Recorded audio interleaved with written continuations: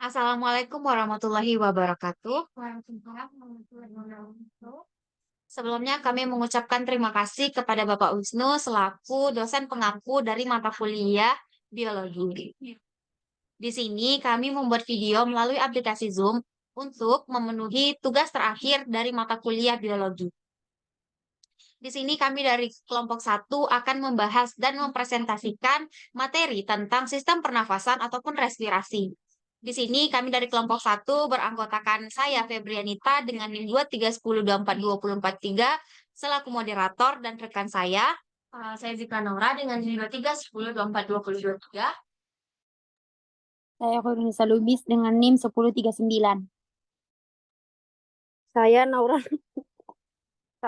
Nara Nasution dengan NIM Saya Naura Nara Nasution dengan NIM 2310241057. Saya Lucia Petropinus dengan NIM 2310241049.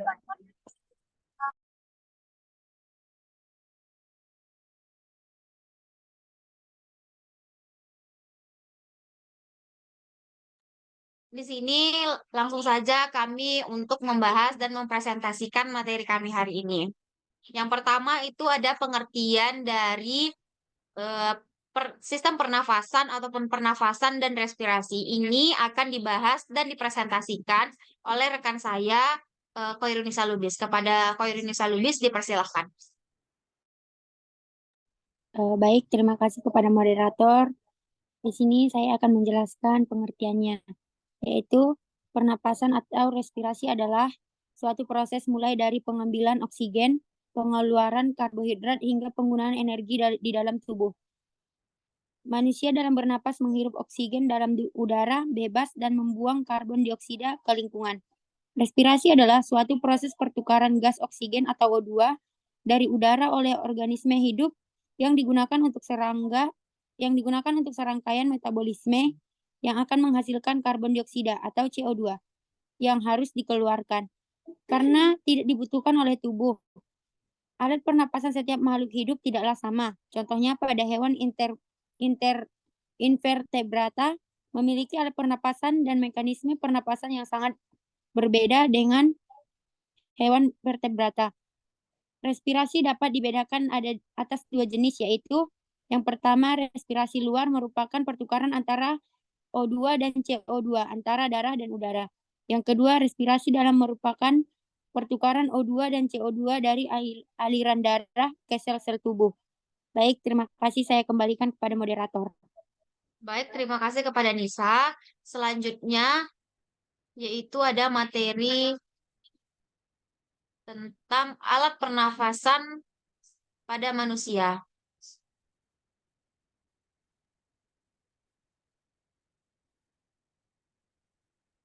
Ini akan dijelaskan oleh Saudari Zizi. Kepada Zizi dipersilahkan. Baiklah, terima kasih kepada moderator.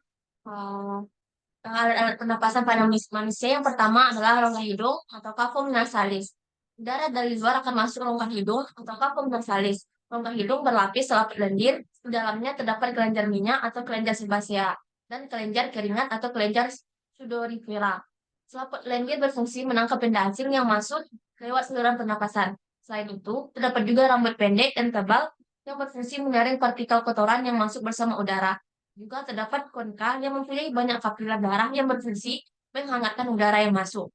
Di sebelah belakang rongga hidung terhubung dengan nasofaring melalui dua lubang yang disebut koanae. Pada permukaan rongga hidung terdapat rambut-rambut halus dan selaput lendir yang berfungsi untuk menyaring udara yang masuk ke dalam rongga hidung. Yang kedua ada faring atau tenggorokan. Udara dari rongga hidung masuk ke faring. Faring merupakan pencabangan dua saluran, yaitu saluran pernapasan atau nasofaring pada bagian depan dan saluran pencernaan atau orofaring.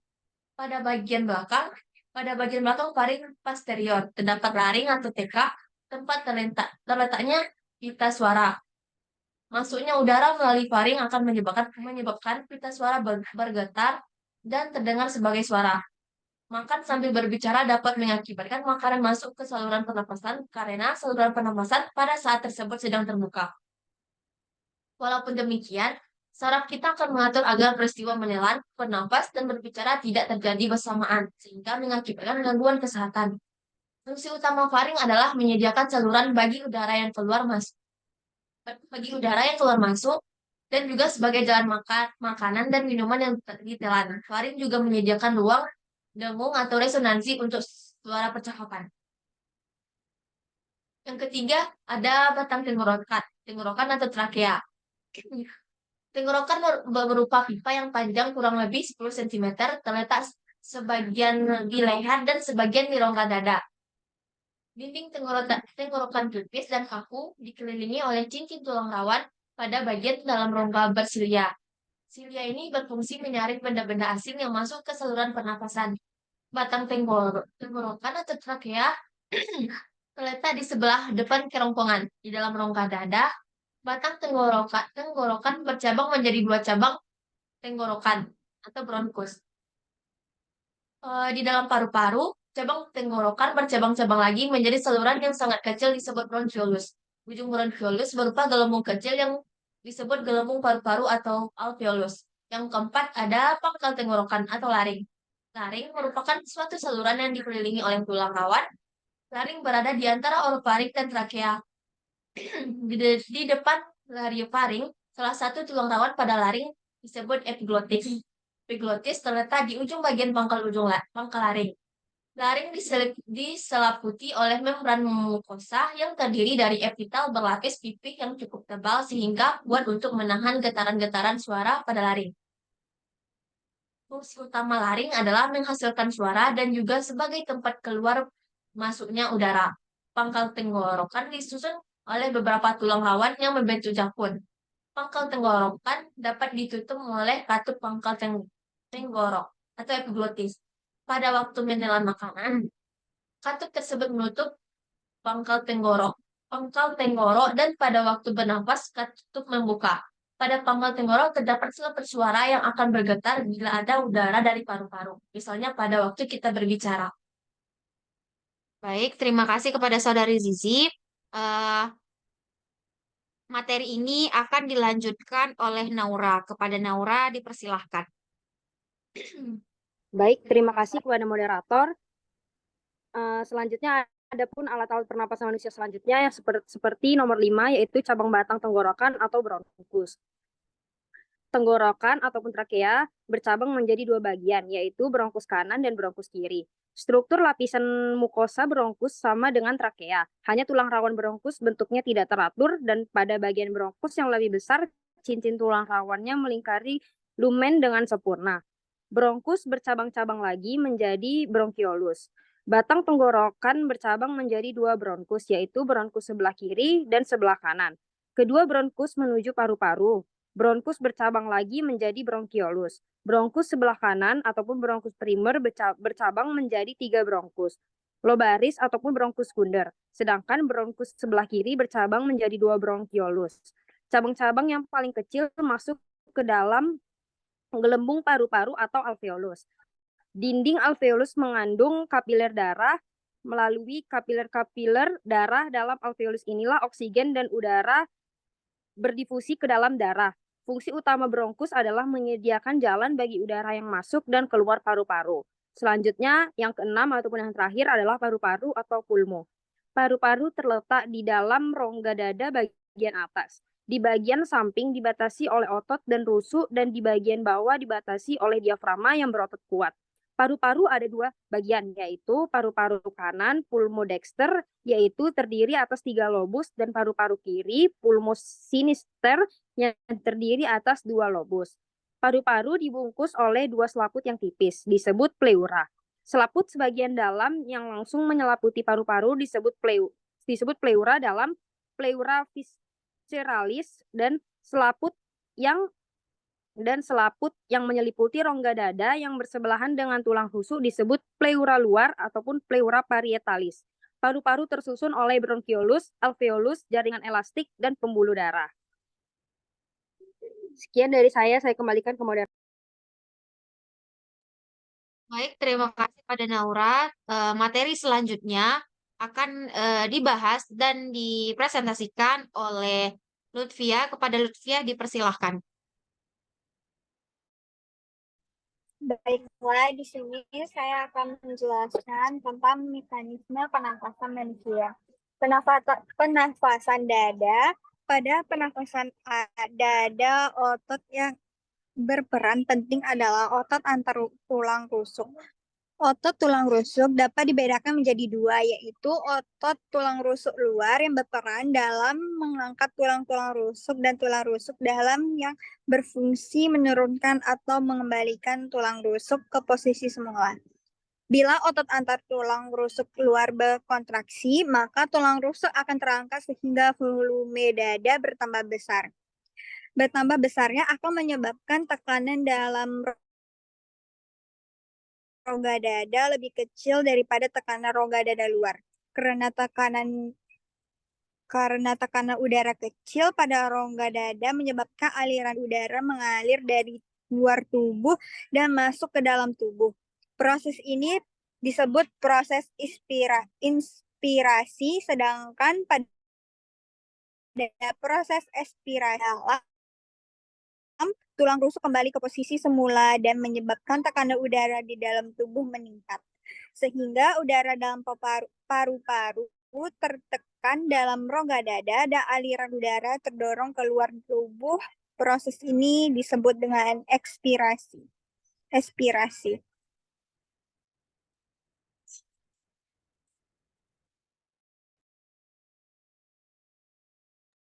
Baik, terima kasih kepada Saudari Lutfia. Selanjutnya itu ada materi tentang pernafasan perut. Ini akan dijelaskan kembali oleh Saudari Khoirunisa. Kepada Khoirunisa dipersilahkan. Baik, terima kasih kepada moderator. Mekanisme pernapasan manusia yaitu yang pernapasan pada perut. Pada pernapasan ini otot yang berperan aktif adalah otot diafragma dan otot dinding rongga perut. Bila otot diafragma berkontraksi, posisi diafragma akan mendatar. Hal itu menyebabkan volume rongga dada bertambah besar sehingga tekanan udaranya semakin kecil. Penurunan tekanan udara menyebabkan mengembangnya paru-paru, sehingga udara mengalir masuk ke paru-paru atau inspirasi. Pernapasan adalah suatu proses yang terjadi secara otomatis, walaupun dalam keadaan tertidur sekalipun, karena sistem pernapasan dipengaruhi oleh susunan saraf otonom. Menurut tempat terjadinya pertukaran gas, maka pernapasan dapat dibedakan atas dua jenis, yaitu pernapasan luar dan pernapasan dalam. Pernapasan luar adalah pertukaran udara yang terjadi antara udara dalam alveolus dengan darah dalam kapiler. Sedangkan pernapasan dalam adalah pernapasan yang terjadi antara darah dalam kapiler dengan sel-sel tubuh masuk keluarnya udara dalam paru-paru dipengaruhi oleh perbedaan tekanan udara dalam rongga dada dengan tekanan udara di dalam tubuh.